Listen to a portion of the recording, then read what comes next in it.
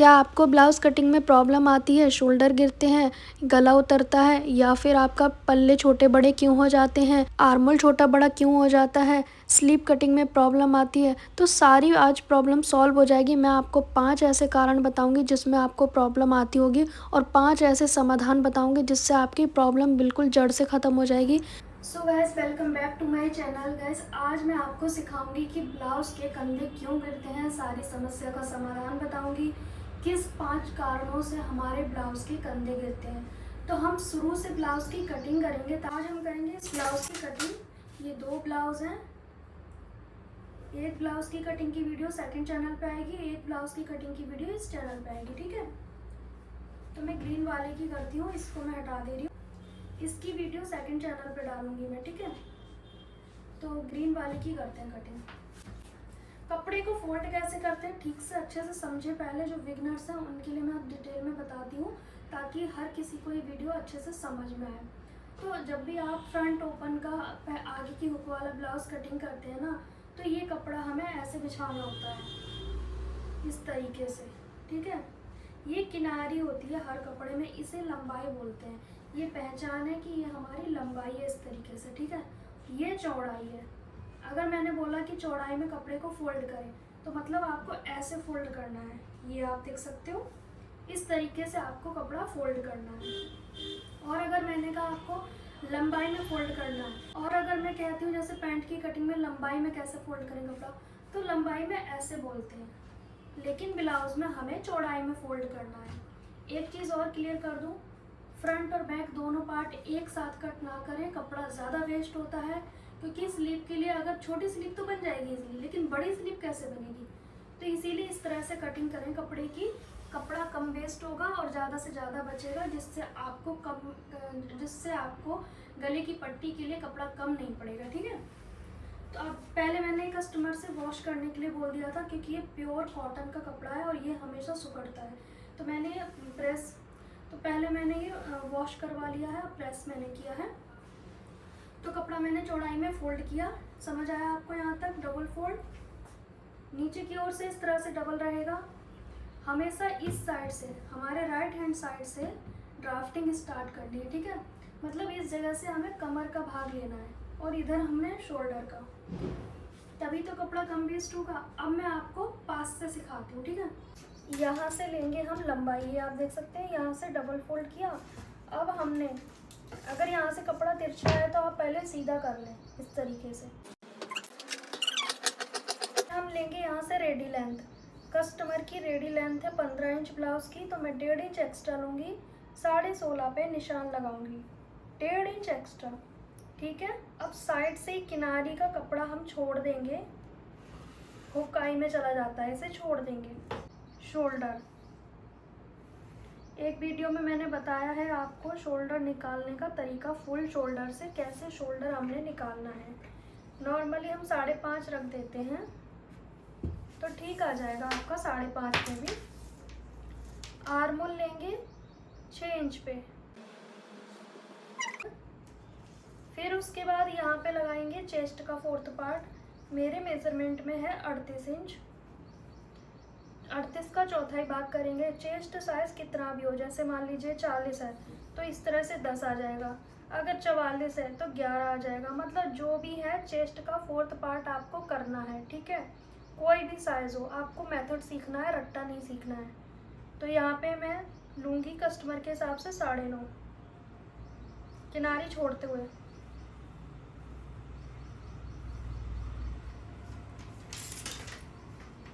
यहाँ पे भी 9.5 ले लेंगे, बिल्कुल सीधा कर देना है आपको। कमर का कोई फिटिंग नहीं करेंगे अभी, क्योंकि कमर हम स्टिचिंग के समय रखते हैं, ठीक है। अभी हमने बिल्कुल सीधा छोड़ दिया। मार्जिन लेंगे 2 इंच के करीब, अगर कपड़ा सुकड़ने वाला है तो 2 इंच तो लेना ही लेना है। फिर यहाँ पे गोलाई करेंगे इस तरीके से, कॉर्नर पे 1.25 इंच पे निशान लगा के गोलाई करनी है। यहाँ से इसको सेंटर निकालेंगे, सेंटर आ गया। सेम इस साइड पे भी रख लेंगे,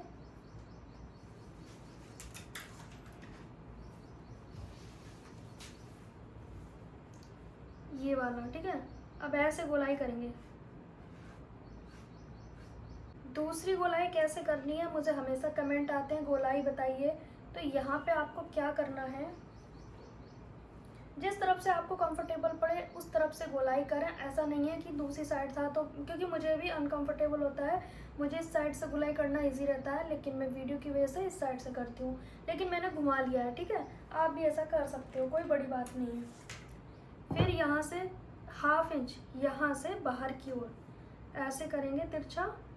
यही गलती ना करें कि आप ना गोलाई एक साथ कर देते हो, वो नहीं करेंगे। अब यहाँ से फिर से 1 इंच लेंगे, क्योंकि नया कोना बन गया, तो इस चीज़ का आपको ख़ास ख्याल रखना है। नया कोना बन गया तो मतलब यहाँ पे आपको दोबारा गोलाई करनी है निशान लगा के। अब हमें 1 इंच पे यहाँ पे इस तरह से फिर से करनी है। ये भी हम यहीं मिला देंगे सेंटर पे, यहाँ पे हमने छोड़ दिया। ठीक है, भले आपको लग रहा होगा कि गोलाई में डिस्टेंस तो है ही नहीं, लेकिन ये गोलाई अंदर की ओर जा रही है, लेकिन ये वाली गोलाई यहीं पे एंड हो रही है। मतलब जब आप बनाओगे ना इस ब्लाउज को, प्लेट डलेगी तो ये अपने आप डिस्टेंस मेंटेन हो जाएगा। ठीक है, ज़्यादा डिस्टेंस लोगे तो आपको स्लीव अटैच करने में प्रॉब्लम आएगी, जो कि आती होगी कुछ कस्टमर के साथ। ये वाला कोने पे हमने फ्रंट की गोलाई दी, ये वाले पे हमने बैक की। यहाँ से 1 इंच 1.25 इंच लिया, यहाँ से 1 इंच लिया। ठीक है, आया आपको समझ? अब आपको क्या करना है, वापस इसे वैसे ही रख लेंगे। गले की चौड़ाई लेंगे, तो गले की चौड़ाई अगर आपको दिक्कत होती है, बहुत ज़्यादा कंधे उतर रहे हैं आपके, मैं आपको लास्ट में बताऊंगी 5 कारण और 5 समाधान से। गले की चौड़ाई हमने इसको इंक्लूड करके लेनी है। ठीक है, इसे छोड़ना नहीं है, गले की चौड़ाई में इसे बिल्कुल नहीं छोड़ेंगे। 2.5 इंच लिया, यहाँ से हमने 6.25 किया, जो भी आपको लंबाई रखनी है। चौड़ाई नॉर्मली 2.5 इंच तक होती है, उससे कम या ज़्यादा कर सकते हो। ठीक है, नीचे की चौड़ाई कैसे बढ़ानी है, आपको इस तरह से रखना है स्केल को और ऐसे तिरछा कर देना है। 1/2 इंच पे यहाँ पे गोलाई कर दो। फिर प्लेट डालने के लिए यहाँ से 4 इंच लेंगे, क्योंकि चेस्ट साइज इसका 38 है। इस तरीके से वर्स्ट पॉइंट लेंगे। सारी प्लेट वर्स्ट पॉइंट से डलती हैं, सारी प्लेट वर्स्ट पॉइंट से डालेंगे। इंची टेप सीधा रखा हमें, ये निशान इसलिए लगाया कि इंची टेप सीधा रख सकें। ठीक है, 10 इंच पे वर्स्ट पॉइंट लिया, 1 इंच नीचे प्लेट डालेंगे। ये वाली वर्स्ट पॉइंट से ही सारी प्लेटें डलेंगी। ये वाली 1 इंच की दूरी पे, ये वाली 1.5 इंच की दूरी पे, ये वाली 2 इंच की दूरी पे, ये वाली भी 2 इंच की दूरी पे। ठीक है, फ्रंट पार्ट की कटिंग करेंगे। तो आपको मैं बताऊंगी कि ब्लाउज के कंधे क्यों गिरते हैं।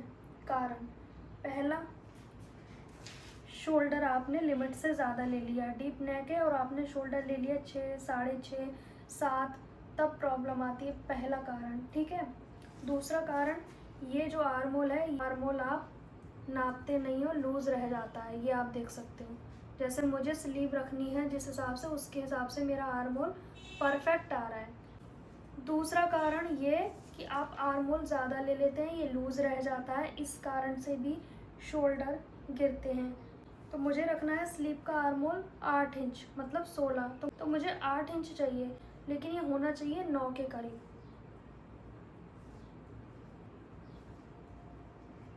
ये आप देख सकते हैं, ये 9 के आसपास है।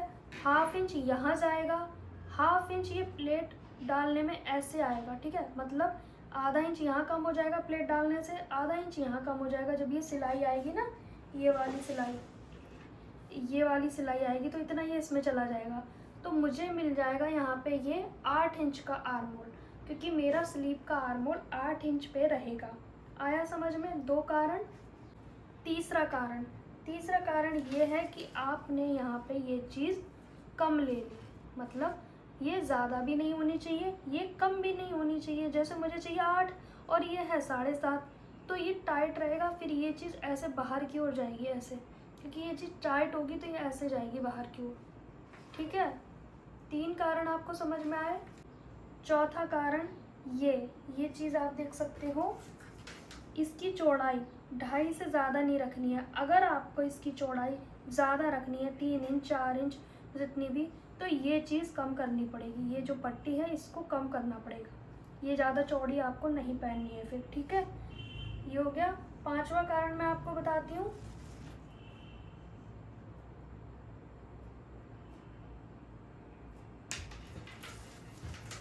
ठीक है, ये तो थे फ्रंट पार्ट की प्रॉब्लम्स जो कि कंधे गिरने में आती हैं।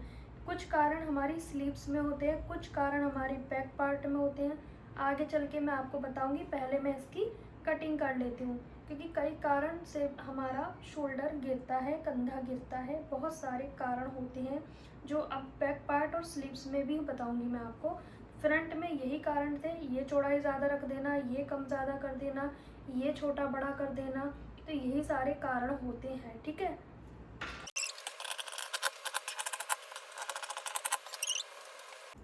इसको उठाया, इसके ऊपर रखेंगे। ये बंद साइड है, यहाँ से आप देखेंगे यहाँ पे हमने बैक पार्ट निकालना है, तो इसके ऊपर हम फ्रंट पार्ट को रख देंगे। ठीक है, अगर आपने एक साथ ऐसे निकाले होते तो कपड़ा ज़्यादा वेस्ट होता। अब हम इसको, ये जो शेप है ना ये कपड़े की, आप देख सकते हैं, इस हिसाब से देख लो ना कि भाई कपड़ा कैसे बचेगा। तो इस शेप में ही हमें एडजस्ट करना है, जहाँ तक ये जा सकता है, मतलब जहाँ तक ये जा सकता है वहाँ तक ले जाएंगे। अब ये बाहर जा रहा है, मतलब मुझे थोड़ा नीचे करना है ऐसे। ये 1/2 इंच हमने बाहर निकाल दिया, क्योंकि ये हमारा चला जाएगा हुक आई तो पाई में। ठीक है, अब आती है बहुत सारी प्रॉब्लम्स बैक पार्ट में। मैं आपको समझाती हूँ कैसे और कितनी प्रॉब्लम्स आती हैं आपको। पहले तो इसको एज इट इज़ मार्क कर लेंगे। मोस्ट इम्पॉर्टेंट, ये गले की चौड़ाई आप इसी के बराबर रखनी है। शोल्डर बिल्कुल बराबर होने चाहिए। ऐसा नहीं है कि आपने गले की चौड़ाई कभी यहाँ कर दी, यहाँ कर दी, नहीं, ये बिल्कुल फिक्स और बराबर होने चाहिए। गले की चौड़ाई से मतलब ही नहीं है, हमें ये बराबर रखने हैं।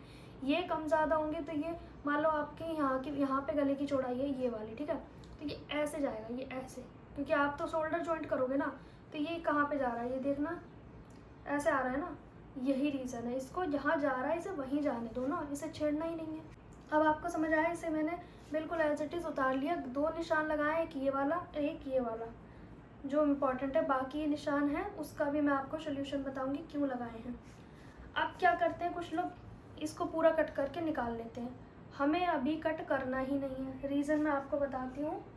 गले की चौड़ाई हमारी मेन ये है, इसको रखेंगे, बाकी नहीं। ठीक है, अब जब आप कमेंट करते हो ना कि हमारे बैक पार्ट हमेशा बड़ा हो जाता है जब सिलाई की फिटिंग करते हैं, फिटिंग के समय बैक पार्ट बड़ा होने का कारण, यहाँ से कोना निकलने का कारण, इन 2 कारण को मैं बस समझाऊंगी कैसे ठीक करें। फ्रंट में होती हैं 4 प्लेट, बैक में 2 प्लेट होती हैं। तो जहाँ प्लेट ज़्यादा है वहाँ कपड़ा भी तो इकट्ठा होगा, और जहाँ कपड़ा कम है वहाँ इकट्ठा होगा ही नहीं इतना। जहाँ कम प्लेट है वहाँ कपड़ा इकट्ठा इतना नहीं होगा जितना फ्रंट पार्ट में होगा। 4 प्लेट ज़्यादा कवर करेंगी कपड़ा, 2 प्लेट कम कवर करेंगी कपड़ा।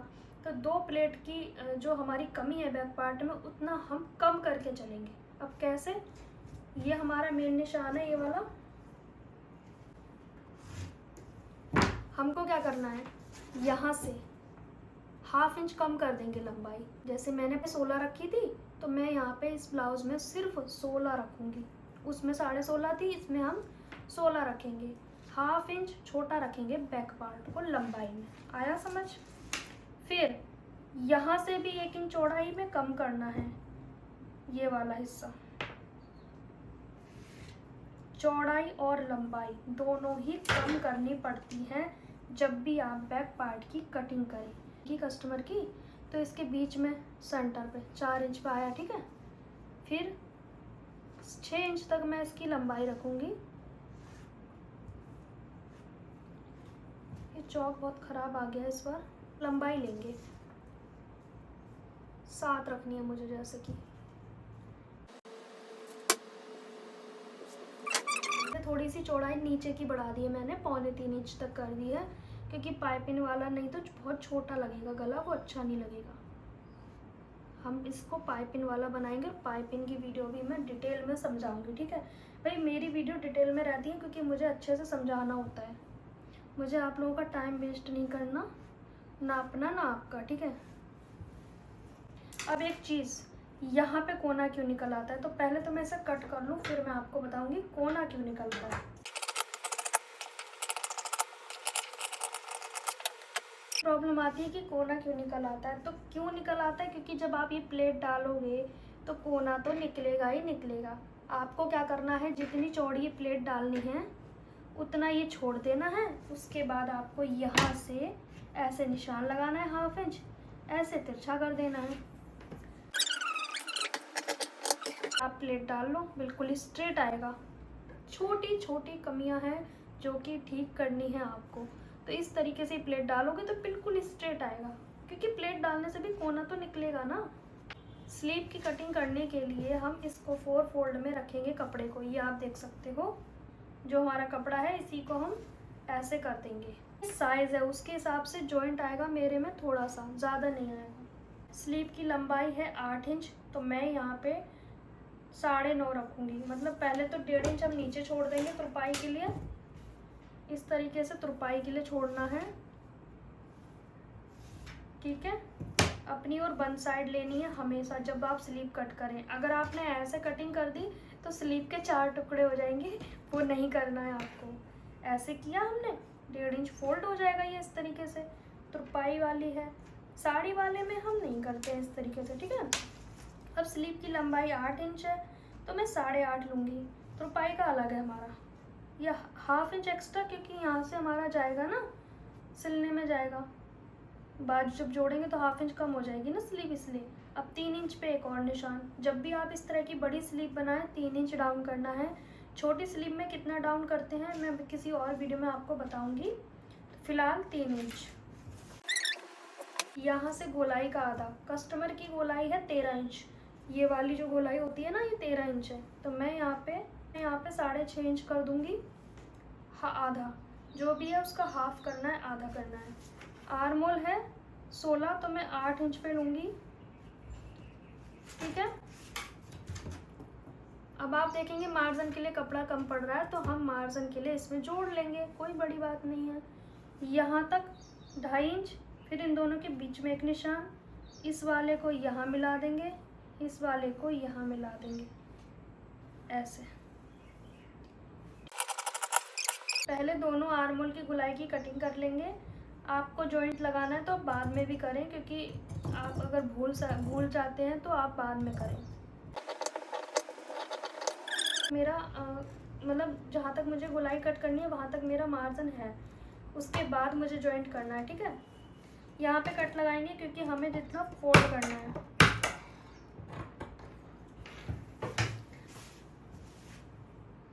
इस तरीके से आपको लगाना है। आप देखोगे तो ये इस तरह से आ जाएगा। फिर बाद में हम अच्छे से एक बार और कटिंग कर देंगे जब ये जुड़ जाएंगे तब, ठीक है। अभी नहीं करेंगे, बाद में करेंगे। तो हम पहले रख लेंगे इस तरीके से, इसके ऊपर बिल्कुल इक्वल है। अभी भी आपको अगर लगता है कि आपके शोल्डर गिर रहे हैं सारी समस्या का समाधान करने के बावजूद भी, तो आपको ऐसे रखने हैं दोनों पार्ट। ये बाहर की ओर है, जैसे बाहर की ओर रखना है, और इस तरह से फिनिशिंग के साथ रखेंगे। और आप इस तरह से 1/2 इंच शोल्डर डाउन कर देंगे, हाफ से थोड़ा कम, ठीक है। डाउन करने के बाद सिर्फ नेक की साइड पे झुकाव देना है और इसकी कटिंग कर देंगे। देखा आपने, इस तरीके से आपको करनी है कटिंग। जब भी आप बड़ी स्लीव पहनोगे, आपने अगर 7 इंच से ज़्यादा स्लीव पहननी है तो ये आपको हल्का सा लूज पहनना होगा।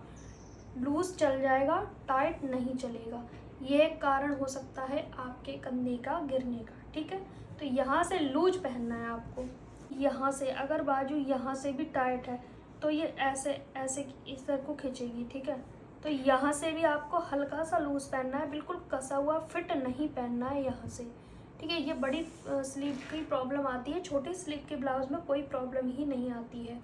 तो आई होप आपको मैंने बहुत सारी प्रॉब्लम्स कवर की हैं इस वीडियो में। तो मैंने आपको बहुत सारे कारण बताए, कंधे गिरने के समाधान भी बताए, तो कैसे आपको ब्लाउज़ की कटिंग करनी है, किन चीज़ों का आपको ध्यान रखना है, सारी चीज़ें मैंने इस ब्लाउज़ की कटिंग में कवर की है।